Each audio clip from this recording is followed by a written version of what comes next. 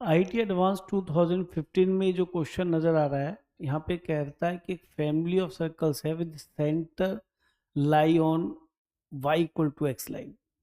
ठीक है, तो y equal to x line पे कोई फैमिली ऑफ सर्कल है, तो ऐसे तो बहुत सारे सर्कल बन सकते हैं, रेडियस भी डिफरेंट हो जाएगी, है ना, और सेंटर भी डिफरेंट हो जाएगा, यानी कि लेकिन एक बात पक्की है कि जो सेंटर है वो कहाँ लाई करेगा, y equal to x line पे। तो अगर मैं कहूँ कि इस पे कोई पैरामीटर p है, तो p कॉमा p इसको सेटिस्फाई भी कर रहा है, तो p भी बदलता रहेगा, p बदलेगा, सर्कल की रेडियस भी बदल सकते हैं, तो ये r भी एक आपका पैरामीटर हो जाएगा। तो दोनों के दोनों ये पैरामीटर्स हैं, P एंड R। तो मैंने लाइन का यूज कर लिया, एक R अपनी तरफ से इंट्रोड्यूस करा है, ये भी कांस्टेंट नहीं है और P भी कांस्टेंट नहीं है, ये सभी आर्बिट्री कांस्टेंट है।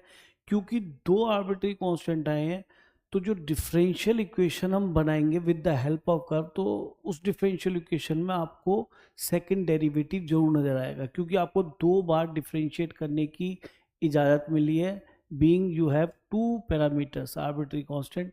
तो हमें दो बार डिफरेंशिएट करना पड़ेगा, फिर हम डिफरेंशियल इक्वेशन में पहुंचेंगे, और फिर यहाँ पे हम पी और क्यू कंपेयर करने के बाद रिजल्ट्स पे आएंगे।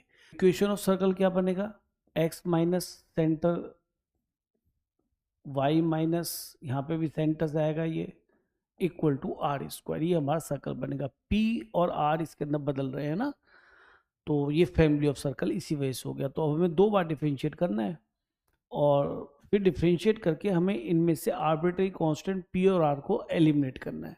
तो ठीक है, एग्जैक्टली दो बार डिफरेंशिएट करेंगे, तो 2 into x minus p plus 2 into y minus p, chain rule से चल रहे बेटा, इसका x का 1 हो जाएगा, यहाँ पे जिसको x लिया उसका derivative dy by d x हो जाएगा, और बीइंग r कांस्टेंट ये 0 हो जाएगा।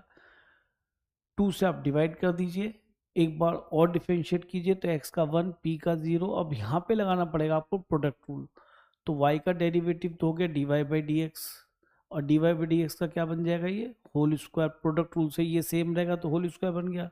Now y minus p remain same, और इसका derivative d two y by d x square. अब ये कहता है वाई डैश और वाई डबल डैश लिख लीजिए, तो मैंने लिख भी लिया, थोड़ा कन्वीनियंट भी हो जाएगा लिखने में। वाई डैश हो गया और वाई माइनस पी, और ये हो गया वाई डबल डैश। अब देखिए पी मुझे यहाँ से हटाना पड़ेगा एनी हाउ, तो वो मैं इन्हीं इक्वेशंस का यूज़ कर सकता हूँ। तो यहाँ से p की वैल्यू निकल जाएगी, आप मल्टीप्लाई कर लीजिए, x माइनस पी वाई, और d y by d x को मैंने लिख लिया y dash minus p y dash. तो p यहाँ से मुझे इन दोनों को एक साथ करता हूँ, तो p की वैल्यू आ गई x plus y y dash, ये दोनों मैंने इधर लिखे, और उसको उधर ले गए, उसमें से p कॉमन लिया तो 1 प्लस वाई डैश, ये हमारा p की वैल्यू आ गई। अब ये यहाँ पुट कर दे तो p एलिमिनेट हो जाएगा, और हमें डिफरेंशियल इक्वेशन अपनी मिल जाएगी।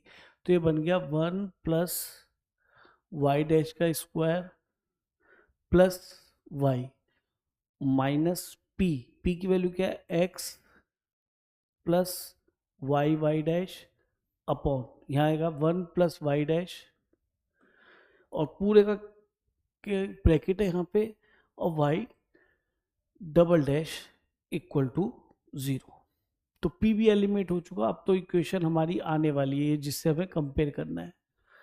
तो मैंने इसको 1 प्लस वाई डैश से मल्टीप्लाई किया, पहले 1 से किया तो ये हो गया वाई वाई डैश, फिर इसको भी किया 1 प्लस वाई डैश से मल्टीप्लाई, तो ये हो जाएगा, पहले तो वाई डैश का होल स्क्वायर आएगा, फिर इससे मल्टीप्लाई करेंगे तो वाई डैश का होल क्यूब आएगा, प्लस ये इधर मल्टीप्लाई होगा, एलसीएम जब लेंगे तो y और y डैश कट जाएगा, y माइनस एक्स बच जाएगा इंटू वाई डबल डैश।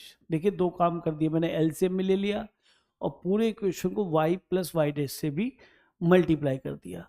अब देखिए आंसर किस फॉर्म में, पी वाई डबल डैश, तो एक काम करते हैं इसको पहले लिख लेते हैं, ये हमारा p का काम करेगा, और उसके बाद लिखा प्लस क्यू वाई डैश, तो अब 1 सेपरेट अलग लिखा हुआ है तो 1 को लिख लेंगे, और इनमें से वाई डैश कॉमन ले लेते हैं, तो क्यू भी दिखाई दे जाएगा इसमें से, इन तीनों में से वाई डैश कॉमन लिया तो 1 प्लस वाई डैश का होल स्क्वायर, और ये हमारा वाई डैश के सामने आ गया।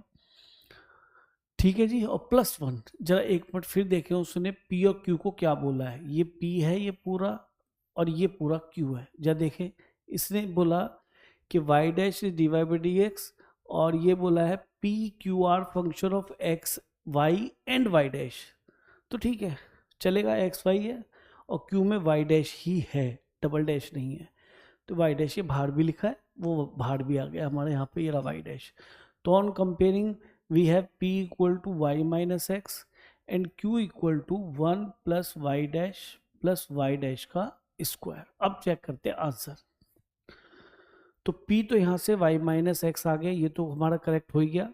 अब यहाँ से p प्लस क्यू निकाल के देखें, अगर p प्लस क्यू करेंगे तो एक तो y माइनस एक्स प्लस 1 आएगा, y minus x plus 1 plus y dash और वाई डैश का होल स्क्वायर। तो ये वाला ऑप्शन भी करेक्ट हो गया। p माइनस क्यू करेंगे तो माइनस का 1 दिखाई देगा, तो वो तो -1 है, दिख ही नहीं रहा, तो ये तो वैसे रूल्ड आउट हो गया। तो ऑप्शन हमारे कौन कौन से गए, बी एंड सी। तो मोर देन 1 ट्रू रिजल्ट थे इसके, तो रिजल्ट भी आ रहा है। पर इस टाइप के क्वेश्चंस रिपीट कर सकते हैं जेईई मेन में, इस वजह से इस टाइप का क्वेश्चन आपको एक बार ट्राई करके जाना चाहिए, क्योंकि बिल्कुल बेसिक कंसेप्ट पे बेस्ड है। जब हम डिफरेंशियल इक्वेशन स्टार्ट करते हैं तो वहीं सिखाते हैं पैरामीटर इंट्रोड्यूस करना, फैमिली ऑफ कर्व का यूज हुआ, डिफरेंशियल इक्वेशन कैसे बनाते हैं, पैरामीटर्स को एलिमिनेट करके बनाते हैं, और जितने पैरामीटर होते हैं एग्जैक्टली उतनी बार ही डिफरेंशिएट करने की आपको इजाज़त होती है।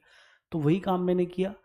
आगे क्वेश्चन में जबरदस्ती बना दिया है, इतना क्वेश्चन p एलिमिनेट करने वाला, यानी कि पैरामीटर p और r एलिमिनेट करने वाला, तो हम जब अपना डिफरेंशियल इक्वेशन सीखते हैं तब भी करते हैं।